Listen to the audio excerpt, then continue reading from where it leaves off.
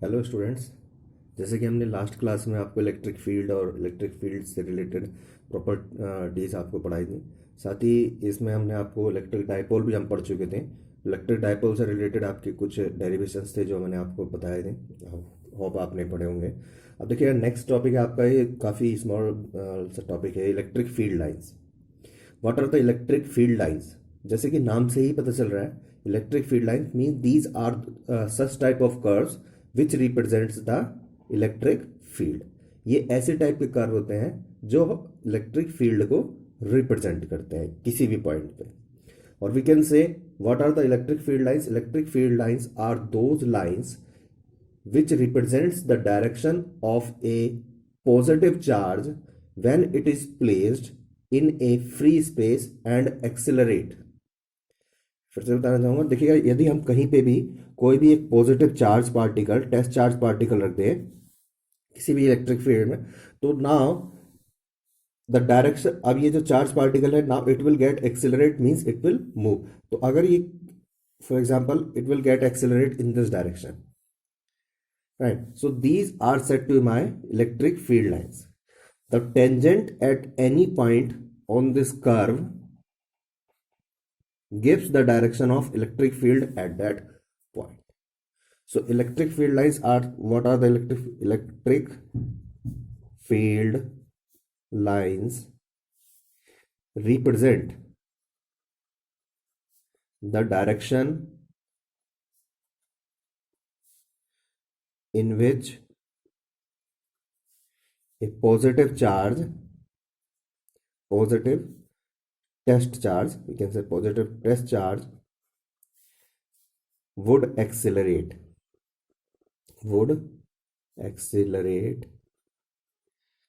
if it is placed so।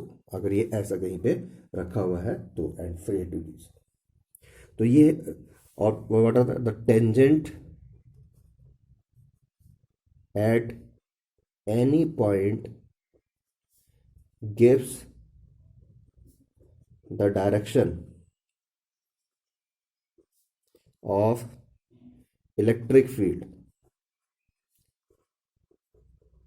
Eight the same point. Same point पे हमें electric field की direction आपको मिलती है। अगर इसमें हम, जैसे मैंने आपको बताया कि इस पॉइंट पे अगर मान लिया इस पॉइंट पे हम कोई tangent, so now this will be my direction of electric field at that point.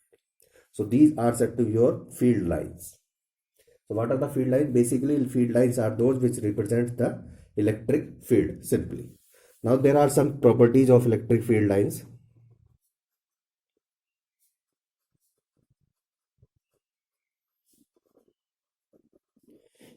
आपको एग्जाम में पूछी जाती है, कुछ प्रॉपर्टीज आपकी बुक में भी है, आपको असाइनमेंट में मिलेंगी। देखिए फर्स्ट प्रॉपर्टी ये होती है कि जो इलेक्ट्रिक फील्ड लाइंस होती है हमारे पास, the electric field lines field lines begin, or you can say start from positive charge and terminate, or you can say end on negative charge। ये पॉजिटिव चार्ज से जनरेट होती हैं, begin start होती है, और नेगेटिव चार्ज की तरफ and होती हुई नजर आती है। जैसे मान लीजिए हमारे पास ये पॉजिटिव चार्ज है, तो इलेक्ट्रिक फील्ड लाइन जो होगी यहां से तो ओरिजिनेट होंगी, it will be in this direction.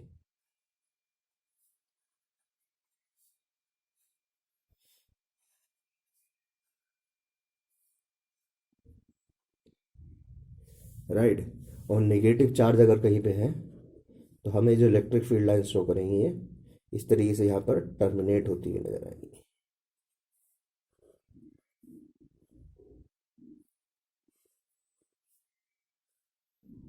Right, ये हमें इस तरीके से टर्मिनेट होती हुई नजर आएगी। सिमिलरली अगर कोई डाइपोल हमारे पास में रखा हुआ है, पॉजिटिव और नेगेटिव चार्ज है, तो ये पॉजिटिव से जनरेट होती है और नेगेटिव पे एंड होती है इन this direction, just like that. Right, second property, they cannot form a closed loop. They cannot form closed loop. देखिए फील्ड लाइंस कभी क्लोज लूप नहीं बना सकती है. क्लोज लूप मतलब जैसे जिस पॉइंट से स्टार्ट हुई वहीं पे, जैसे ये यहाँ से स्टार्ट हुई पॉजिटिव चार्ज से नेगेटिव पे जाएगी, ये ऐसा नहीं होगा कि ये यहाँ से यहाँ जाए in this direction. This is wrong. ऐसा नहीं होगा, क्योंकि अगर क्लोज लूप बनाएंगे दिस मीन्स इस एरिया विल बी जीरो, जहाँ से स्टार्टिंग पॉइंट और एंड पॉइंट आपका सेम हो गया, यानी पॉजिटिव से स्टार्ट होगी positive, which is not possible. First property को वायलेट करेगा. तो they cannot make form a close loop. Third property, they cannot intersect to each other. They cannot intersect to each other. दो field lines कभी भी एक दूसरे को intersect नहीं कर सकते. जैसे मान लीजिए एक फील्ड लाइन ये है, दूसरी फील्ड लाइन ये है, तो ये दोनों एक दूसरे को कभी भी इंटरसेक्ट नहीं कर सकती.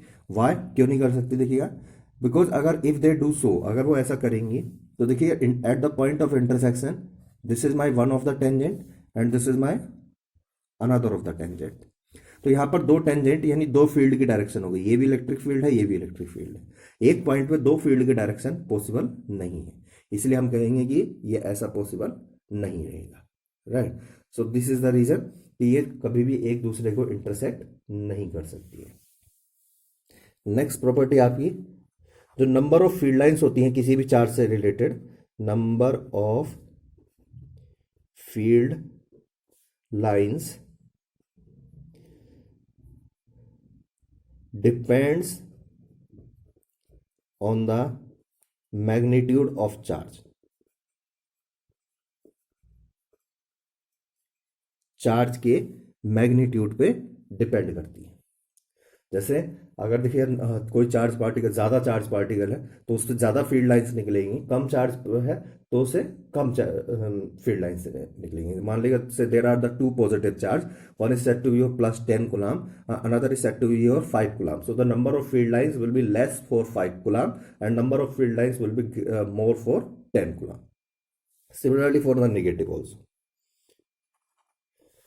And the next, the density of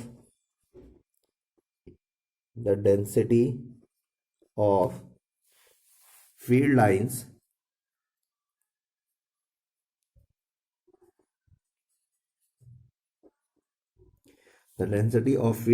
at any point is directly proportional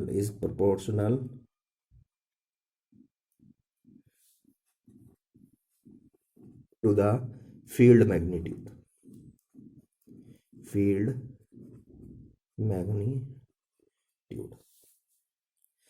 At that point. तो देखिए सिंपल सा ये पॉइंट क्या है, अगर कहीं पे हमारे पास में इलेक्ट्रिक फील्ड ज़्यादा है तो वहाँ की जो फील्ड लाइंस होंगी वो ज़्यादा डेंस होंगी. ठीक है, यानी उनके बीच में जो स्पेसिंग डिस्टेंस रहेगी, क्लोजिंग स्पेस डिस्टेंस वो कम रहेगी, डेंस ज़्यादा होगी, ज़्यादा फील्ड लाइन. और कहीं पे यदि कम है फील्ड आपका इलेक्ट्रिक फील्ड तो उसकी जो डेंसिटी होगी वो कम होगी. राइट. तो ये पॉइंट ये आपका कहता है. नेक्स्ट प्रॉपर्टी आपकी कहती है electric field lines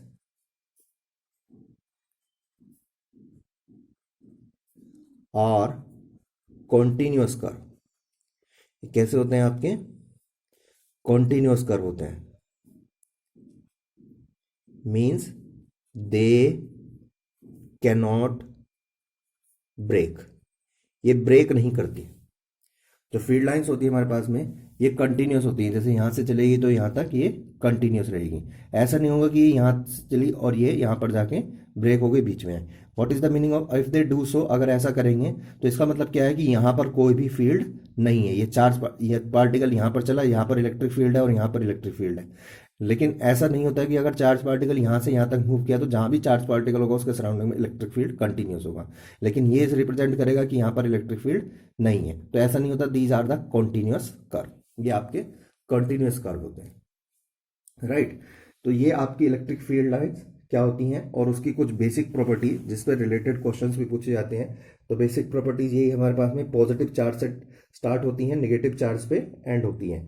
close loop नहीं बना सकती, इंटरसेक्ट नहीं कर सकती हैं, राइट। ब्रेक नहीं होती हैं, कंटिन्यूस कर्व होती हैं। नंबर ऑफ फील्ड लाइंस होती हैं वो आपकी मैग्नीट्यूड पर डिपेंड करती हैं। अगर हमारे पास चार्ज ज़्यादा है तो फील्ड लाइंस उससे जो लीविंग या एंटरिंग होंगी उसमें वो ज़्यादा होंगी। साथ ही आपकी जो डेंसिटी होती है फील्ड लाइंस जो आपकी किसी भी इलेक्ट्रिक फील्ड में, अगर इलेक्ट्रिक फील्ड ज़्यादा है तो ज़्यादा डेंस होगी वहाँ पर, इलेक्ट्रिक फील्ड कम है तो आपका कम डेंस होगा, राइट। तो इस तरीके से ये कुछ चार्ज पार्टिकल आपके हैं। तो आपको अगर यहाँ पर देखिए मैं आपको दिखाना चाहूँगा कि जो आपको field electric field line show होती हैं किसी चार्ज पार्टिकल के लिए किस तरीके से शो होती हैं। ये मान लेगा say there is a positive charge, so these are the field lines for positive charge. ये कोई हमारा पॉजिटिव चार्ज है इसमें, राइट। तो यहाँ से देखिएगा सारी जो इलेक्ट्रिक फील्ड है ये आपका यहाँ से इलेक्ट्रिक फील्ड लाइंस आपकी ओरिजिनेट हो रही है यानी स्टार्ट हो रही है। यदि इसी चार्ज को मैं बढ़ा दूं, इंक्रीज कर दूं इसकी वैल्यू, तो ये जो फील्ड लाइंस होंगी ये ज़्यादा हो जाएंगी। यहाँ पर ये प्रॉपर्टी शो करती है। सेम नेगेटिव चार्ज है इसमें, अगर नेगेटिव चार्ज इसकी वैल्यू बढ़ा दूं तो ये जितनी अभी फील्ड लाइन्स है आपसे उससे ज़्यादा हो जाएगी, right. This is your electric dipole, यानी एक पोल प्लस और एक माइनस चार्ज इक्वल। तो ये आपका फील्ड लाइन्स यहाँ पर शो कर रही हैं। या आप ये भी कह सकते हैं पॉजिटिव और नेगेटिव। यहाँ पर दो इक्वल पॉजिटिव चार्ज रखे हुए हैं, या आप ये भी कह सकते हैं दो इक्वल नेगेटिव होंगे तब भी इसी तरीके से बनेगा, बस उसमें डायरेक्शन डिफरेंट हो जाएगी। तो दो इक्वल पॉजिटिव चार्ज रखे, यहाँ से भी ओरिजिनेट होंगी यहाँ से भी ओरिजिनेट होंगी, the number of field lines will be same. यही चीज अगर अनइक्वल होती, फॉर एग्जाम्पल दो अनइक्वल होते हैं तो इस ये मान लीजिए Q1 और ये Q2 and Q1 is greater than Q2, तो नंबर ऑफ फील्ड लाइंस यहाँ से ओरिजिनेट होंगी और Q2 से भी ओरिजिनेट होंगी क्योंकि दोनों पॉजिटिव हैं।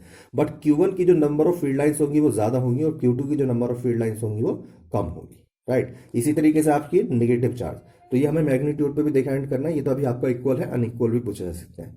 और ये इलेक्ट्रिक फील्ड, मान लीजिए कोई भी इलेक्ट्रिक फील्ड है कहीं पे, यूनिफॉर्म इलेक्ट्रिक फील्ड है यानी एक जैसा इलेक्ट्रिक फील्ड की इंटेंसिटी है, तो यहाँ पर देखिएगा ये इस तरीके से बिहेव करेगा।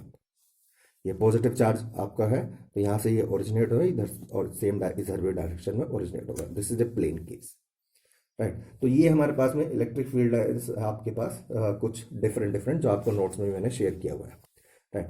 तो next topic is your electric when the electric dipole is placed in a uniform field, electric field.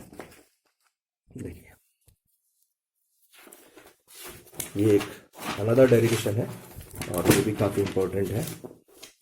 देखिएगा अगर हमारा कोई भी इलेक्ट्रिक डाइपोल यानी electric dipole placed in an uniform electric field, यानी यूनिफॉर्म इलेक्ट्रिक फील्ड में हमने कोई भी इलेक्ट्रिक डाइपोल आपने रख दिया, राइट। तो इसका डायग्राम आपको बताते हैं। मान लीजिएगा ये हमारे पास कोई भी एक यूनिफॉर्म इलेक्ट्रिक फील्ड है जिसकी इंटेंसिटी सेम है हर पॉइंट, राइट। अब हमने इसमें कोई भी एक electric dipole, you know the dipole when the positive and negative charge arrangement at a short distance. Say this is my electric dipole which is placed, say it is my positive charge here plus Q and it is my minus Q, right. The distance is your 2a. तो देखिए ये dipole means दो charge, तो ये charge है एक plus Q, ये electric field में रखा हुआ है। मान लिया इलेक्ट्रिक फील्ड की इंटेंसिटी आपकी E, राइट। तो ये इलेक्ट्रिक फील्ड में रखा हुआ है तो इस पर एक फोर्स लगेगा, कितना लगेगा, ये प्लस चार्ज है, यू नो पॉजिटिव चार्ज है, तो पॉजिटिव चार्ज जो फोर्स की और इलेक्ट्रिक फील्ड की डायरेक्शन होती है वो सेम होती है and this will be my force how much QE, because आपको ने पिछले आपको लास्ट उसमें मैंने पढ़ाया था जब हमने टॉपिक पढ़ाया था कि electric field is equal to F upon Q होता है और F is equal to QE होता है।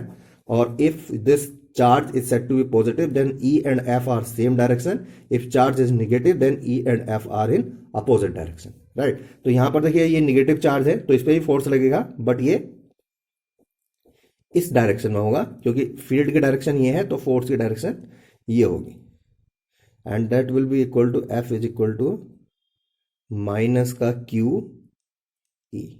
This is my F1 force, this is my F2.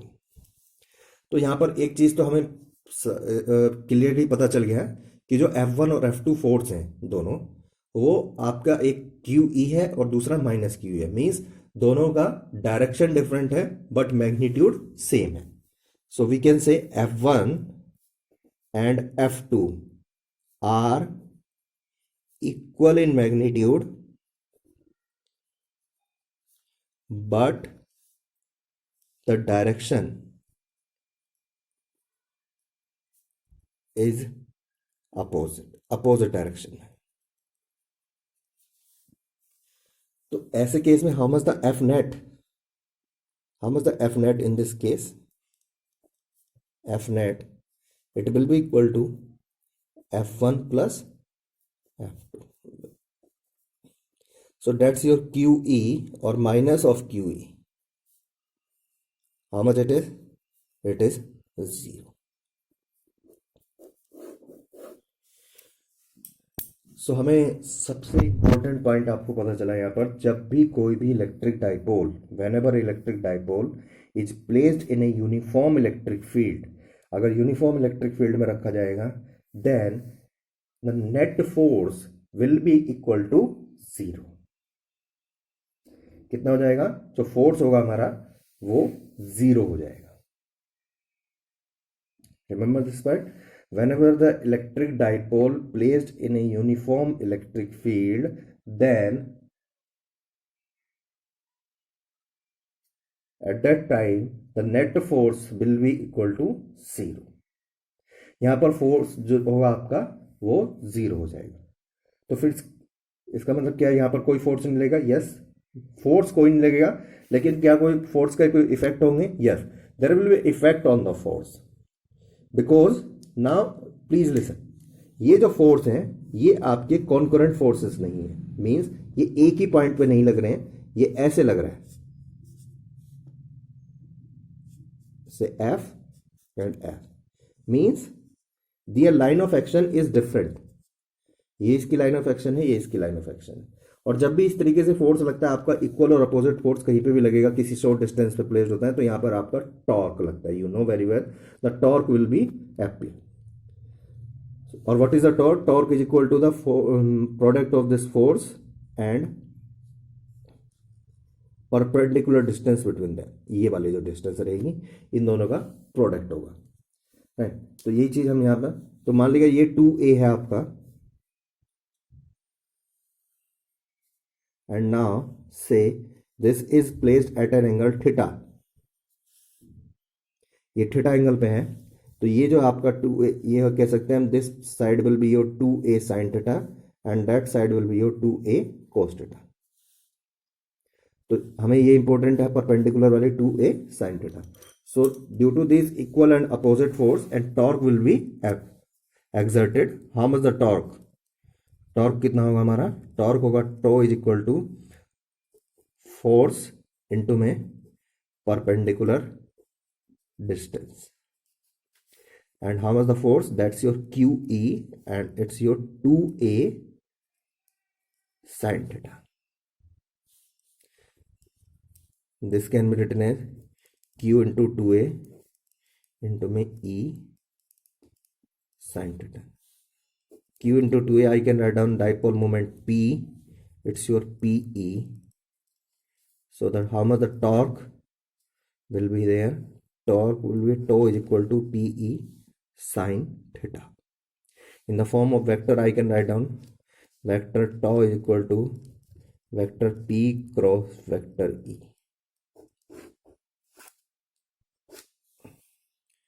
Because you know A cross B is equal to AB sin theta. So this is the effect where a electric dipole is placed in a uniform electric field. जब भी कोई electric dipole किसी भी uniform electric field में रखा जाता है, तो उस पर जो नेट फोर्स होता है वो 0 रहेगा, लेकिन उस पर क्या रहेगा? एक टॉर्क अप्लाई होता है, and that is equal to tau is equal to PE sin theta, और you can say in the form of vector it's your P cross E. Right. अब यही चीज अगर हम कहें कि if it is placed in a non uniform electric field, non uniform electric field में, जो कि हमारे लिए इतना इंपॉर्टेंट नहीं है, फिर भी एक जनरल टॉपिक आपके लिए, अगर नॉन यूनिफॉर्म इलेक्ट्रिक फील्ड में होगा यानी इलेक्ट्रिक फील्ड आपका डिफरेंट होगा, इस पॉइंट पे E1 होगा, इस पॉइंट पे E2 होगा, तो ये डिफरेंट होने की वजह से यहाँ पर क्या लगेंगे, फोर्सेज आपके डिफरेंट होंगे, F1 not will not be equal to F2, so the net force will not be equal to zero. इस केस में आपका नेट फोर्स जीरो नहीं होगा। साथ ही यहाँ पर लेकिन फोर्सेज एक दूसरे से डिस्टेंस पे भी लग रहे हैं तो मूवमेंट भी जनरेट होगा, एक नेट मूवमेंट भी होगा जिसको आप टॉर्क भी कह रहे हैं, राइट। नेट फोर्स मूवमेंट होगा और साथ ही आपका नेट फोर्स भी रहेगा, तो उसमें फोर्स जीरो नहीं रहेगा और नेट फोर्स मूवमेंट भी रहेगा, जो भी रहेगा that is not important for RCM, right. अब देखिएगा यहाँ पर अगर ये कोई भी इस पर टॉर्क लग रहा है, यानी फोर्स तो नहीं लगा लेकिन टॉर्क तो अप्लाई हो रहा है, राइट। तो टॉर्क के बेसिस पे ही हम ये भी कह सकते हैं कि यहां पर आपका जो एक एनर्जी भी रहेगी इसमें, so now potential energy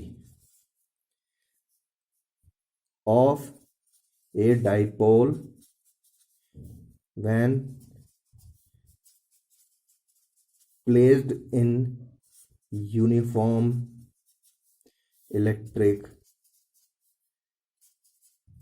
field, जब हम किसी यूनिफॉर्म इलेक्ट्रिक फील्ड में रखेंगे तो आपके पास में एक पोटेंशियल एनर्जी जनरेट होगी, उसमें पोटेंशियल एनर्जी रहेगी, वो कितनी होगी वही हम देखना है, राइट। तो हमने मान लिया एग्जांपल वही इलेक्ट्रिक डाइपोल रखा हुआ है, तो आपका कितना होगा potential, you know the energy, energy is the ability of doing work done, and as per the work energy theorem you know the potential energy equal to the amount of work required. तो हम यहाँ पर पहले आपको निकालेंगे work required. हमने पिछले class में रोटेशनल वाले चैप्टर में ये पढ़ा था, रिलेशन हमने पढ़ा था वर्क डन और टॉर्क में, you know now we know how much the work done in rotating the dipole. जो डाइपोल आपका रखा है वो रोटेट करेगा, उसको रोटेट करने में जितना भी वर्क डन होगा वो कितना होगा, say dw it will be equal to tau into d theta. It will be how much the net work done, w is equal to integration of dw and that's your integration of tau d theta. What is the value of, it's your p e sin theta d theta, right.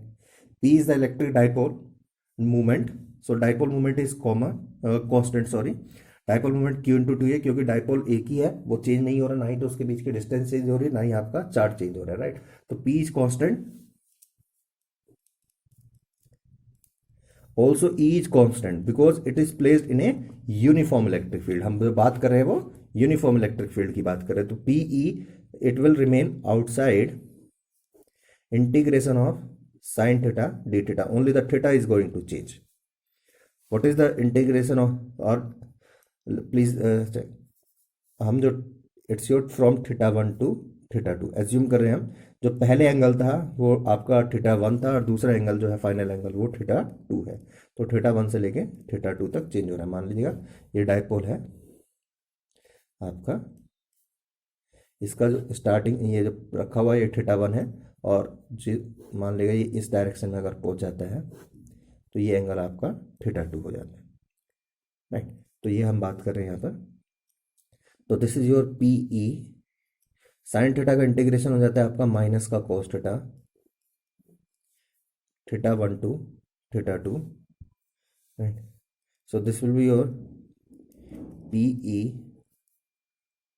Minus का cos θ2, limit रखेंगे हम theta की जगह एक बार θ2, और minus करके minus of minus cos θ1। So I can write down this is your PE cos θ1 minus cos θ2, right, because this will be positive and this will be negative, and this is set to my work done and this work done is set to my energy, right? How much the potential energy?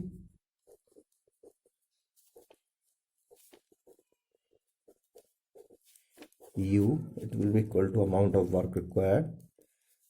How much it is? It's your PE cos theta 1 minus cos theta 2, right? Now if theta 1 is said to be your generally 90 degree, generally हमारे पास में इसी तरीके, and theta 2 कोई भी हमारे पास एक imaginary position है theta. मान लीजिएगा पहले जो डाइपोल था वो इस तरीके से रखा था, परपेंडिकुलर रखा था आपका इलेक्ट्रिक फील्ड की डायरेक्शन से सबसे ज़्यादा, और उसके बाद ये रोटेट करके किसी भी डायरेक्शन में आ गया है। मान लीजिएगा ये ऐसा बनी, इस डायरेक्शन में आ गया है, जो कि एक एंगल बना रहा है थीटा। तो theta two final angle theta हो गया, इस इनिशियल एंगल आपका 90 हो गया। Then in this case how much you will be equal to PE cos 90 minus cos theta, right? You know the cos 90 is your 0 minus का cos theta, so how much the you is equal to minus PE cos theta. So this is the one special case, जो कि हमसे सबसे ज़्यादा case यही पूछा जाएगा potential energy. देखिए सबसे ज़्यादा केस हमसे यही पूछा जाएगा पोटेंशियल एनर्जी है कि यू, जिसमें आपका फर्स्ट जो डाइपोल प्लेस होता है वो आपका 90 डिग्री पे रखा होगा। तो ये यहाँ पर आपका पोटेंशियल एनर्जी का टॉपिक यानी इलेक्ट्रिक फील्ड डाइपोल से आपका रिलेटेड यहाँ पर खत्म हुआ है। Thank you. नेक्स्ट क्लास में मैं आपको गॉस थ्योरम और गॉस थ्योरम की 3 बहुत ही इंपॉर्टेंट एप्लीकेशंस होती हैं, जिससे जैसे आपने 2 डेरिवेशन पीछे पढ़े हैं, 2 ये पढ़े हैं और 3 आपके अगले डेरिवेशन है। टोटल इसमें 7 डेरिवेशन है, जिसमें से आपको काफ़ी ज़्यादा न्यूमेरिकल्स और खुद डेरिवेशंस भी पूछे जाते हैं इस टॉपिक से। चलिए नेक्स्ट क्लास आपको, नेक्स्ट मॉड्यूल आपको नेक्स्ट क्लास में यानी कल आपको डिस्कस कर दिया जाएगा। तो अभी आप इसको डिस्कस कीजिए, ये आपका यहीं पे टॉपिक खत्म हुआ है।